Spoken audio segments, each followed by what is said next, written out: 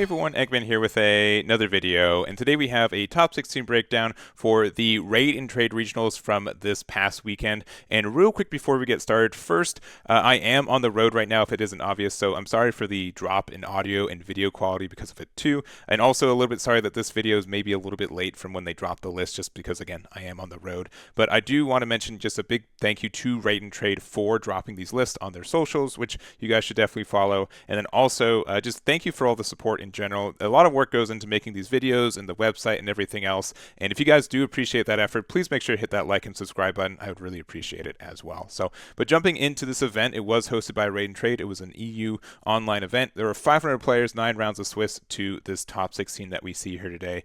And this is probably going to be a bit of a quicker video. There's not as much variety as we've seen previously.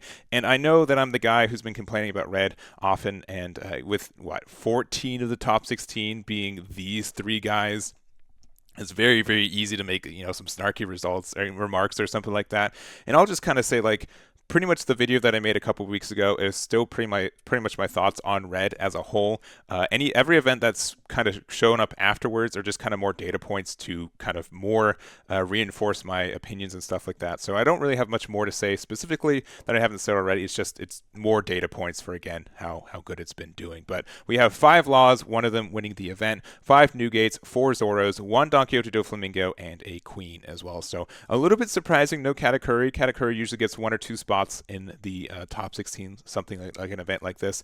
And then also, if I was to be pressed on the best leaders from OP04, I think the top 3 are definitely Donquixote, Doflamingo, Queen, and Rebecca, and probably in that order. I know a lot of people are Rebecca mains, and they do definitely believe in the deck, but I also think it does have some consistency issues at times, or even the fact that it is a deck that takes a lot of skill and thought. It's a difficult deck to play consistently in a high level for 9 rounds in a row, too. So I think that could maybe impact how well it does or how often it shows up into these top 16s. I still think the deck is strong individually, but again, like in a tournament format, I think there could be a lot of issues with it too. So not too surprising. Honestly, no big surprises for what could be in a top 16 from this one. But we're going to go over the top placing list for each one of these archetypes, and we're going to start off with our first place list. So this is Panthakan's Trafalgar Law.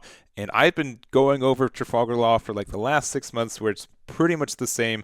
And so the quick notes on this one are that, our decision points are 1, if we're playing Basil Hawkins, which I do think is a good card. It is a supernova. It's findable off Bonnie. The fact you can play it off Shambles is pretty strong.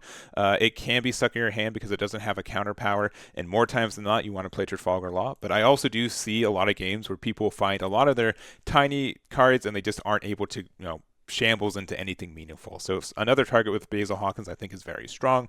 We're playing 1 Luffy and also 4 copies of Zoro, which is a lot. Normally we see about 2 or 3 of these in the deck. Usually like a 2 or 3 split with 1 or 2 Luffys. So 4 or 1, I guess, having 5 cards with Rush and 4 of them are able to play it off the 5-drop Trafalgar Law is fine, but it is like this is not a ratio I see very often, I'd say. Other than that, like we see 3 copies of Vista instead of Nico Robin, which I think both are good, and there's kind of a decision point from there.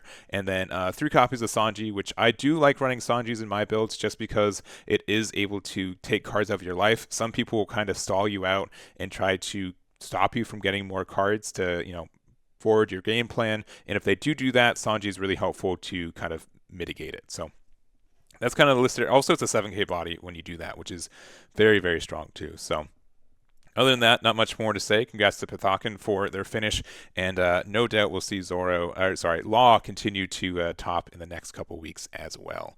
Next up, we have Zoro. So this is Nicky's version of it here, and I did look at every list, by the way. I inputted every one of these lists into OnePieceCard.dev, and all the Zoro lists were the event versions. I know that the non-event versions have been popping up every once in a while, and I think that deck kind of goes in waves. If your opponent's expecting the event version, they will play differently, and because of that, they will not be it gives you kind of an opening as the non-event, like more aggressive version to kind of take off as well. But again, this is the event version, pretty standard for what the build is, with a couple tech choice as well, but 12 events is usually where we are. Maybe more independent events than we usually see. So we have 1 Table Manners Kick Course, 1 Rad Beam, 3 Guard Points, 1 Jambe, 2 Red Hawks, 2 Fiery Dolls, 2 Fire Fists, and a Jet Pistol as well. So normally I like 2 Fiery Dolls, 1 or 2 has been pretty common lately. Fire Fist I usually like to see at least 3 copies, but with Jet Pistol that's fine. And some decks like Newgate has a hard time for Fire Fist to get that maximum value from it. We also do have like the Table Manners Kick Courses, whatever. I do like Red Hawk as well, but it's not necessary. And I think most people are on like 1 copy of Jambe, and it's a really good spot too. Like 1 copy of Jambe, 1 copy of Luffy. Both of them are technically Straw Hats, but we're not running Nami in the build, so the Jambe being able to be searched from Buggy, I think, is strong in its own right. But other than that, I think the top row is pretty standard for what we see. Again, Vista over Robin, which is fine. Their kind of tech choices are the 1 Brook as well as the Martial D Teach. I think a lot of people tried Martial D Teach when the set first came out, and it's been coming and going in waves of popularity. It is a 4/6, which means with the 1 Dawn underneath our leader, it becomes a 4/7, which is strong in value, and you can additionally get more power, making it a 4/8 for kind of free, get the card cycle for it. So being able to cycle out of weaker cards is strong for it. It is, I think it's a little bit still clunky for what it is, but again, it's searchable off Ezo. And then Brook, I do like this card, and sometimes you'll play it on curve and it kind of just wins you the game, which is very strong.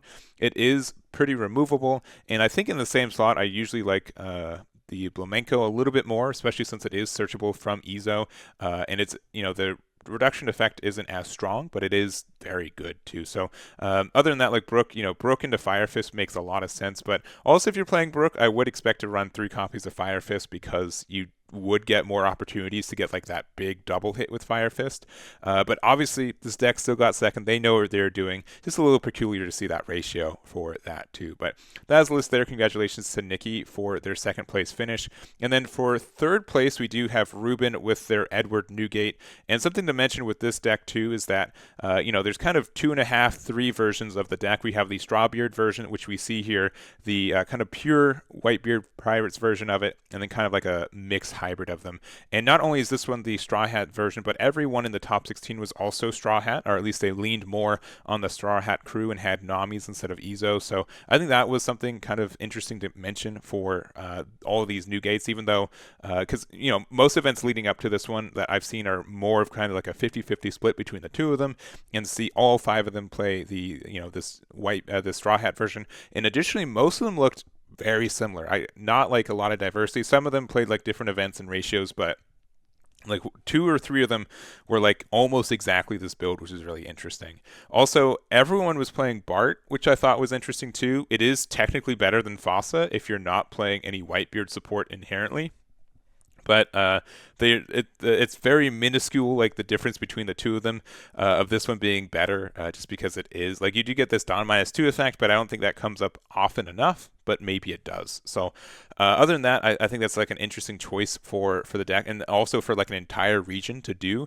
Meanwhile, like North America, I think most people would play Fossa in that spot, just maybe based off of their experience or habit, but I think that was just something interesting. But other than that, same kind of top end. We see 4 Marcos, 4 Luffy's, which normally you see like 2 or 3 to see like the full 4, and I think a lot of people were running the full 4. Was an interesting choice there. 2 Ace, 4 Thatch, and Edward Newgate, and then 8 events with 1 Rad Beam, 4 Guard Points, and 3 Red Hawk. So I really do like the Red Hawk in this build, even though it's like a worse Rad Beam because it costs 2. The fact that you're able to clear blockers with this if your opponent's not playing around it, I think makes this card kind of invaluable for the late game, when leaving that 1 extra Dawn open is usually not too costly either. So anyways, this is Ruben's list. Congratulations for their 3rd place finish. And then we have our 2 non-red decks. We're going to start off with Richmany's Donquixote Doflamingo, and this is the film package version, which should not be too surprising for a lot of you. Honestly, this build looks pretty similar for what we've been doing. We have 4 Sugars, 2 Diamantes, which is a bit of a choice pick, and then 4 of the 10-drop Donquixote Doflamingo. And I do think this is a very strong card, and the only thing that holds it back is the searchability of it in the format right now. But being able to, 1, get the rest of 3 things, their continued rest for it is very strong, especially stuff against Newgate if they don't play around it, or stuff like Queen if they don't play around it. Like, if people don't respect that this card exists, they can really get in a bad spot because of it too. So I do think it is a strong deck. And also the fact that this is not restricted to any leader, I think is strong with it inherently too.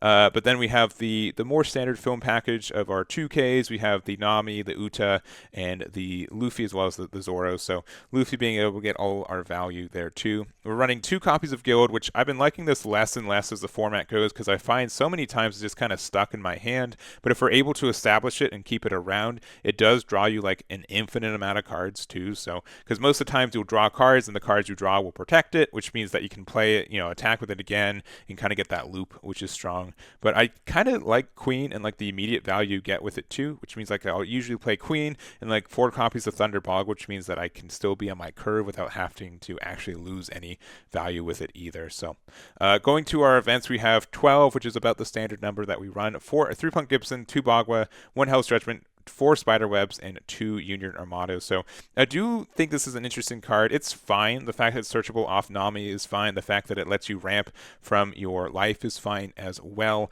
I do think it's kind of stinks that it only gets the plus 4k to film the cards, but you can do some tricky stuff where like you block with Uta and then use its Dawn -1 effect, and then you can Union Armado to keep it around. So if they attack with like a 12k Big Mom, you can block with this, you can rest one of their cards, and then you can Union Armado keep this around. So that's fine for what it is, but other than like, it's, if we had more ways to like discard cards from our hand, I would definitely be more on the Yamato train. But like, sometimes like we have just so many of these clunky cards that kind of muddle up our hand, which kind of feels bad. But anyways, this is a list for Richmany. Congratulations for their top there. And to wrap it up, we do have Chun with their top 16 Queen. And I do think Queen's been more popular since release. I think the first couple weeks, not a lot of people have been on it, but more and more have kind of developed how to play the deck and what's the play style for it in general, which I think is strong, especially being able to know that play style and play a little bit faster means that you're not as worried about like the end of time procedures. Though I think more people being on Queen means the chance of Queen mirror matches increase, which is just a bad time for everyone involved. But for Chun's list, it's pretty standard for what we've been seeing as well. We play just a chunky load of blockers. We were playing 11 that can play from our life. So we got Boa, Brule, as well as our Sanji. 4 pounds, 4 Donquixote Doflamingos. So we're probably playing 19 blockers, I believe.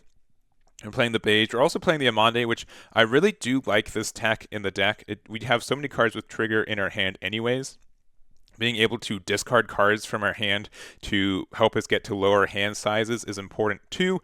And we have so many ways to interact with these 2 or lesses, which against stuff like Trafalgar Law or Zoro can be like a big boon for it too. So I think all of this makes good sense for what we're seeing. I do like Kaya. I know some people play Sasaki as well, but the fact that I feel sometimes we need some 1-drops to help cycle through cards, or like, we can play it for 1, then we could play our Katakuri, and then we can heal in the same turn, I think is good. So being able to play something for 1 to reduce our hand size and keep like our numbers good, I think is strong there too. But otherwise, pretty standard list. I think the only thing is that only 2 copies of 3,000 Worlds. Usually I see 3 or 4 because it is a good removal. At least helps you get to the late game, but I do know that like later in the game it gets less useful, especially when we have 4 Mihawks and 4 Yamatos too. So this is the list. Congratulations to Chun for their finish there, and that's going to be it for this breakdown. Again, a little bit shorter, a little bit more standard list, especially going about a month into OP04. But I do appreciate Raid and Trade dropping the list and the opportunity to go over them as well. And that's going to be this video for you guys. So if you made it this far, please make sure to hit that like and subscribe. There's going to be no shortage of One Piece content in the next couple weeks, and I really appreciate it. So again, thank you for watching, and I'll catch you all next time.